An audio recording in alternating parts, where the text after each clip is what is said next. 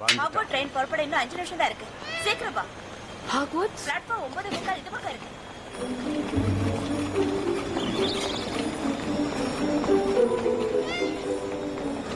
Okay Betsy, நீ போ.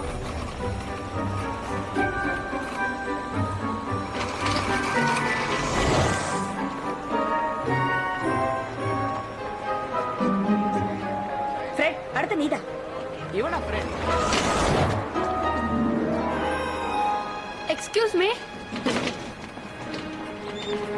அந்த பிளாட்ஃபார்முக்கு எப்படி எப்படி உள்ள போறதுன்னு கேக்குறியா?